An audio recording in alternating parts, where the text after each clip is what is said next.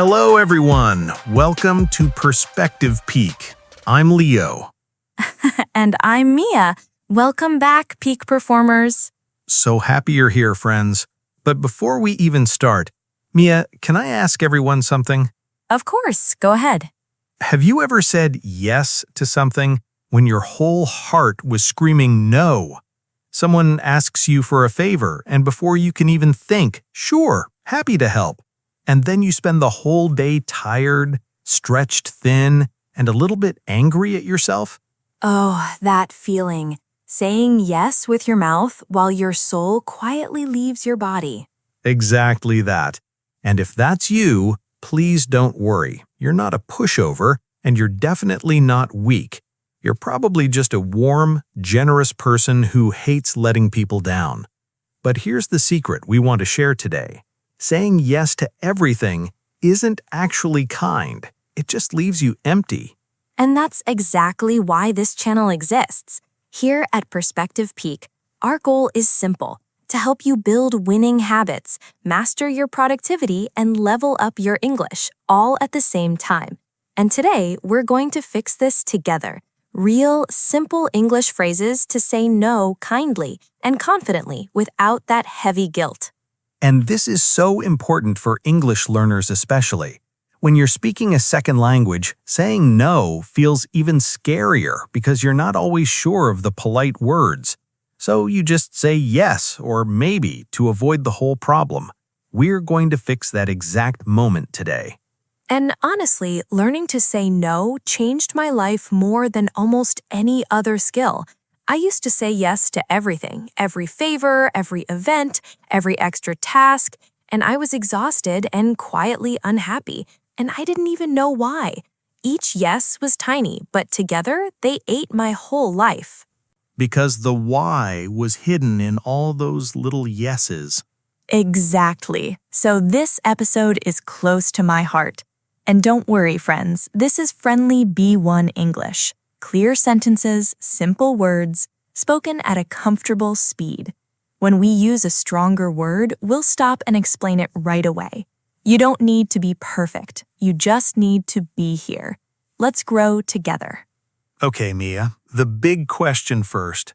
We say set boundaries, but what does that really mean? And why does no feel so hard? Great question. A boundary is just a line you draw to protect your time and your energy, like a fence around your garden.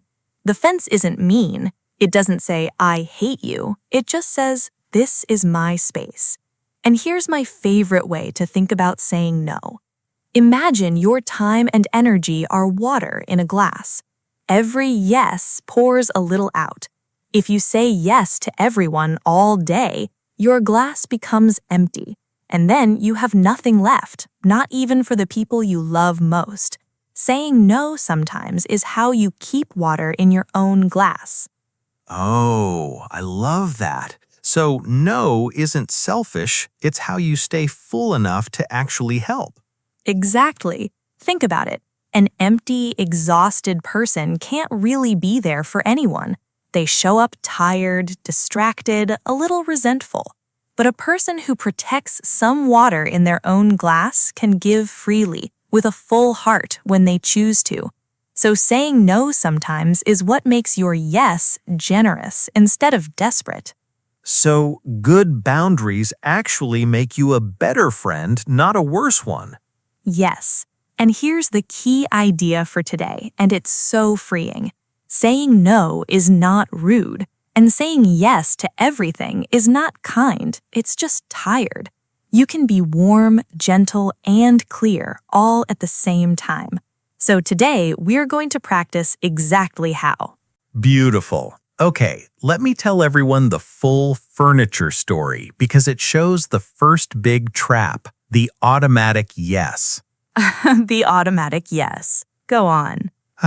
So my friend texts me, hey, can you help me move some furniture on Saturday? And Saturday was my one free day all week, the day I'd promised myself some rest. And before I even thought about it, before I checked how tired I was, before I remembered my own plans, my thumbs typed, of course, happy to help. It was like a reflex, like when the doctor taps your knee and your leg kicks. I didn't decide. My yes just jumped out automatically. Oh, the reflex yes. So many people live there. And you know the worst part? I spent that whole Saturday exhausted and a little bit angry, not at my friend, at myself, because somewhere inside I knew I should have said no, and I didn't even give myself the chance. That quiet anger at yourself, that's the real cost of the automatic yes. And here's the science. Researchers describe something many people do called people-pleasing. It often comes from a deep fear, the fear that if we say no, the other person will be angry or won't like us anymore. So to avoid that scary feeling, we say yes, even when it hurts us. Your brain chooses make them happy now over protect myself later. It feels safer in the moment, like paying a small price to avoid conflict, but the bill arrives later as exhaustion, stress, and that quiet anger at yourself. Oh, so the automatic yes is really fear wearing a friendly mask. Exactly. And here's what's strange. The fear is almost always bigger than the reality. I was terrified my friend would be hurt if I said no. But think about it. When a friend says no to you, do you hate them forever? Of course not. You say, no problem, and you ask someone else. We imagine a huge disaster, but the real reaction is usually tiny. So we say yes to avoid a catastrophe that mostly lives in our imagination. That's it exactly. Now here's what helped me. I learned to add one tiny pause.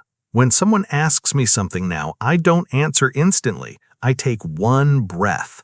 And in that one breath, I ask myself, do I actually want to do this? Do I have the time? That tiny pause breaks the reflex. One breath between the question and the answer. That's so simple. So simple, and it changes everything. The lesson is you don't have to answer immediately. The automatic yes is a habit, and you can break it with one small pause. For English learners, this pause is a gift too. It gives you a moment to find your polite words instead of panicking and blurting yes. One breath. I'm using that today. Okay, my turn, and my trap is a sneaky one, the maybe trap. Oh, I know this one well. So a friend invited me to a big event I really didn't want to attend, but I couldn't bring myself to say no, so I said, maybe, I'll try to make it. And here's the problem. I knew 100% that I was not going, but maybe felt softer, kinder, easier, so I said it. And then I spent 2 whole weeks with this little stone of stress in my stomach, dreading the moment I'd have to finally cancel. The maybe didn't save me. It just stretched the pain over 2 weeks instead of 2 seconds. So, maybe was a tiny no wearing a disguise, and it cost you way more. So much more. And this is extra common for English learners. Here's the science. When you speak a second language, saying a clear no feels risky. You worry, what if I sound rude? What if I use the wrong words? So you hide behind soft, vague words like maybe, I'll try, we'll see. It feels safer. But researchers find that this vagueness actually creates more anxiety, not less, because the difficult moment isn't gone. It's just waiting for you in the future. It's like seeing a small bill and not paying it. It doesn't disappear, it grows. So a clear no now is actually kinder to your future self than a soft maybe. So much kinder. And it's kinder to the other person too. When I say maybe, my friend keeps a seat for me, keeps hoping, keeps planning around me. Maybe they even pay for an extra ticket. A clear, early no lets them plan properly and invite someone else.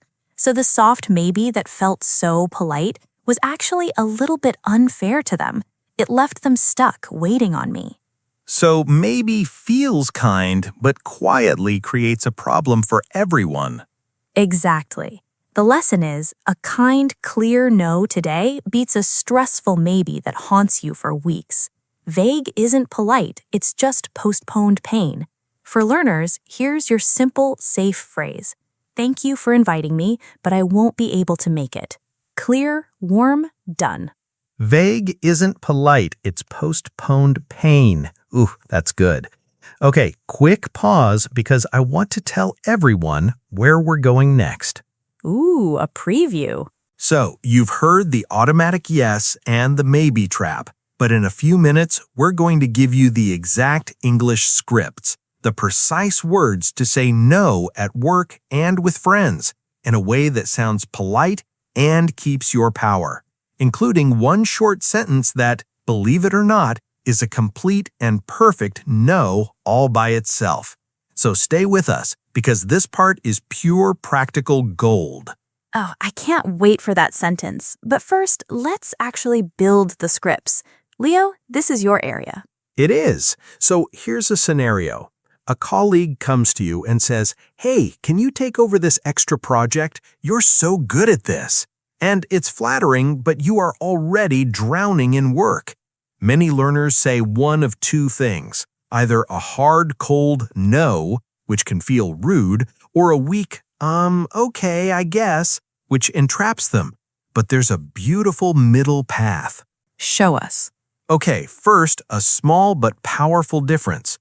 Compare I can't with I won't. I can't help sounds like you lack the ability, and people will try to fix that, like, oh, I can make it easier for you. But I won't be able to take this on right now is calmer and clearer. It's your decision, and decisions are harder to argue with. Next, wrap it in warmth. We call it the soft but firm refusal. You say, I really appreciate you thinking of me. That means a lot. But I won't be able to take this on right now. My plate is already full. See? It's warm, it's clear, and it's final. My plate is full. I love that phrase. It means I already have too much to do, right? Exactly. Like a dinner plate with no room for more food. And here's one more powerful tool, the no but technique. If you want to be helpful without taking the task, you offer a small alternative. I can't lead the project, but I'm happy to answer questions if you get stuck. You said no to the big thing, but you kept the relationship warm. Researchers find that this kind of clear, kind refusal actually builds respect. People trust someone who knows their own limits more than someone who says yes to everything and then does it badly. So saying a clear no can actually make people respect you more, not less. Much more. Think about the colleague who always says yes. Yes to everything, every time. Do you fully trust their yes? Not really, because they say it to everyone. But the person who sometimes says, no, I can't take that on, when they say yes, you know they mean it.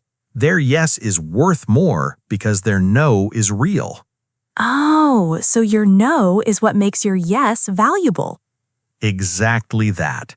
The lesson is, you can refuse and stay kind at the same time. Appreciation, then a clear no, and an optional small alternative. That's the formula. And for learners, these are real phrases you can memorize and use tomorrow. I appreciate you thinking of me, but I won't be able to. Keep it in your pocket. Such useful English. Okay, my next rap is the one I struggle with most, over-explaining. Ooh, the long list of reasons. Ah, yes. So someone asks me for a favor I can't do, and instead of a simple no, I give them my entire life story.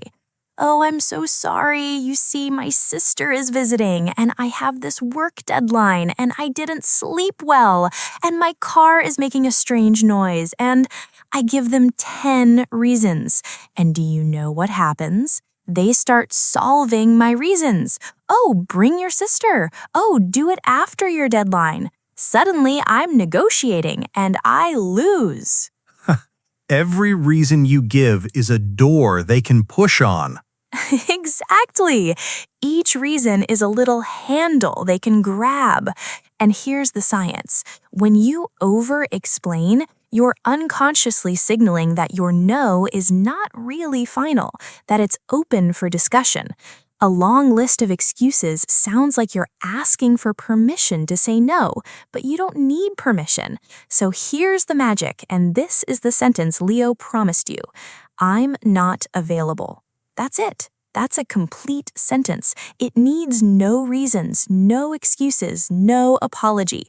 I'm not available, but thank you for thinking of me. Oh, I'm not available. Full stop. That's so calm and so strong.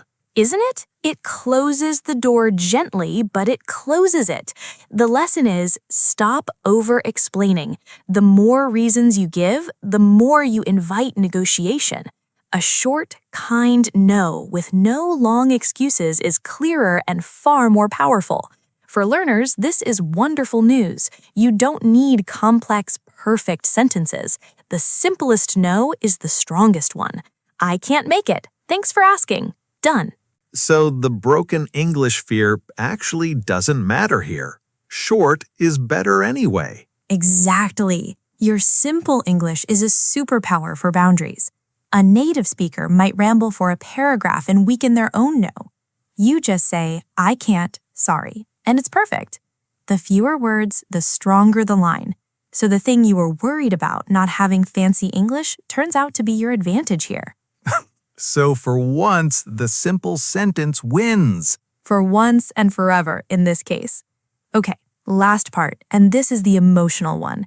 The guilt that comes after you say no.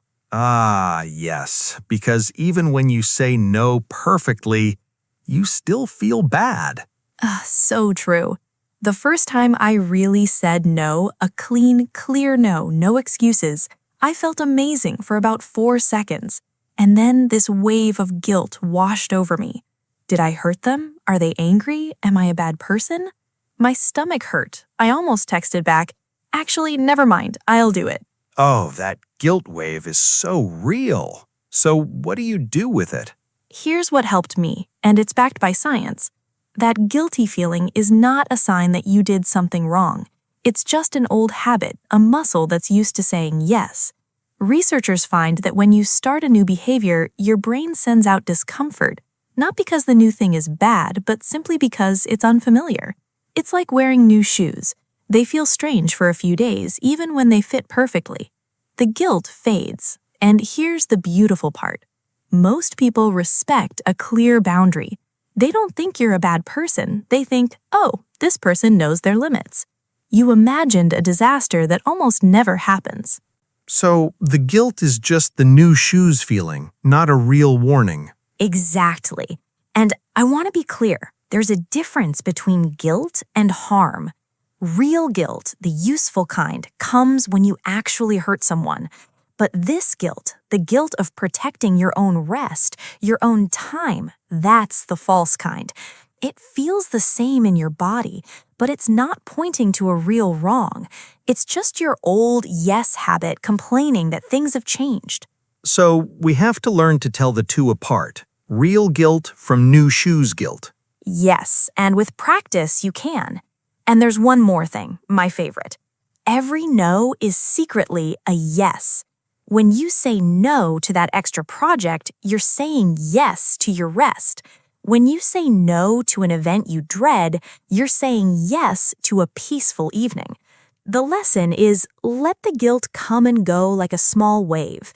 It's just the new shoes feeling, and it fades. And remember the yes hidden inside your no. You're not pushing people away. You're protecting something that matters. Every no is secretly a yes. That's beautiful, Mia. Okay, peak performers, let's turn all this into a clear plan. Our step-by-step action plan. Yes, 4 steps. Simple, and you can start today. Leo, step 1. Step 1. Buy yourself time. Don't answer instantly. When someone asks you for something, you do not have to reply right away. Use a simple time-buying phrase. Let me check my calendar and get back to you. Or, can I think about it and tell you tonight? Why does this work? Because it breaks the automatic yes reflex and gives your calm brain time to decide instead of your panicked people-pleasing brain. For example, when a colleague asks for a favor, you say, "Let me check and come back to you in an hour."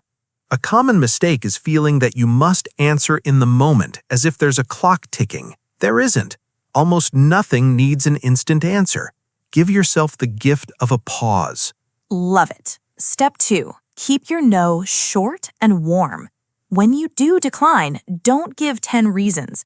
Pair one warm phrase with a clear no. "Thank you so much for asking. I won't be able to make it." That's the whole thing. Why does this work? Because a short no sounds final and confident, while a long list of excuses invites people to negotiate with you. For example, "I appreciate the invite, but I can't this time. I hope it's wonderful." A common mistake is over-explaining because you feel guilty, but remember, every extra reason is a door someone can push on. Less is stronger. "I'm not available" is a complete sentence. So good. Step 3. Use no but when you want to help. Sometimes you do want to be kind and offer something, just not the big thing they asked for. So say no to the request, but offer a smaller alternative. Why does this work? Because you protect your time and keep the relationship warm. You're being helpful without being a pushover. For example, "I can't take over the whole report, but I'm happy to review it for 30 minutes on Friday." A common mistake is thinking your only two choices are a full yes or a cold no. There's a whole world in between. Offer what you genuinely can and nothing more. Yes, and step 4, sit with the guilt. Don't act on it. After you say no, you might feel a wave of guilt. That's normal. Your job is simple. Feel it, breathe, and do nothing. Do not text back, "Never mind, I'll do it." Why does this work? Because the guilt is just the new shoes feeling, an old habit complaining, and it always fades, usually within minutes. For example, after declining, go make a tea, take a short walk, and let the feeling pass. A common mistake is treating that guilt as proof you did something wrong and then taking the no back. Don't. Each time you let the guilt pass without acting, saying no gets a little easier until one day it feels natural. New shoes every time. Okay, everyone, time for the part you've been waiting for, the extended vocabulary corner. 5 powerful words from today's episode, with examples from both of us. Mia, word 1. Word 1. Decline. To decline means to politely say no to an offer or invitation. It's a softer, more formal way to say refuse. Leo, give us an example. Sure. "I had to decline the invitation because I needed to rest." And mine, she declined the extra project politely, and everyone understood. Lovely. Word number 2, guilt. Guilt is the heavy, uncomfortable feeling that you've done something wrong, even when you haven't. My example? I felt a little guilt after saying no, but it quickly faded. And mine, don't let guilt push you into saying yes to everything. Word number 3, available. Available means free and able to do something. You have the time for it. My example, "I'm sorry, I'm not available on Saturday." And mine, let me know when you're available, and we'll plan it. Great one. Word number 4, a useful B2 word, prioritize. To prioritize means to decide what is most important and put it first. My example, saying no helps me prioritize the things that really matter. And mine, I'm learning to prioritize my rest, not just my work. And word number 5, another strong one, overwhelmed. To feel overwhelmed means to have too much to handle, so you feel buried or stressed. My example, I said yes to everything and ended up completely overwhelmed. And mine, when I feel overwhelmed, I know it's time to set some boundaries. 5 words: decline, guilt, available, prioritize, and overwhelmed. Use them this week, peak performers, and they're yours forever. And you'll remember them because they're tied to real stories and real feelings. A word with a story behind it is a word you keep. So here's the big lesson of today, friends. Saying no is not rude, and saying yes to everything is not kind. It just leaves you empty and tired. You can be warm, gentle, and clear all at once. Buy yourself a pause. Keep your no short. Offer a small alternative if you wish, and let the guilt pass like a small wave. Every no you say is a quiet yes to your own time, your rest, and the things that truly matter. And please, be patient and kind with yourself. The first few times you say no, it will feel uncomfortable. That's the new shoes feeling, and it's completely normal. You're not becoming cold, you're becoming free. Start small. Say no to one little thing this week and just notice that the world doesn't end. One boundary at a time. And tell us in the comments, what is one thing you need to start saying no to, and what yes to yourself are you protecting by doing it?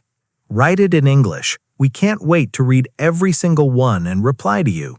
Subscribe, hit the bell, and start thinking deeper while you see higher. Keep learning, keep growing. See you next week on Perspective Peak. Perspective peak, yeah, we set the pace. Moving to the top, we win the race.